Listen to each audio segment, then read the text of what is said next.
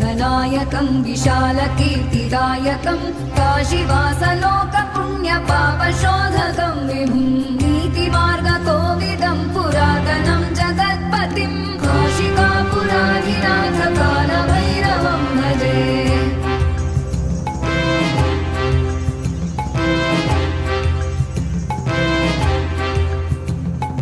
कालभैरवाष्टकं पठन्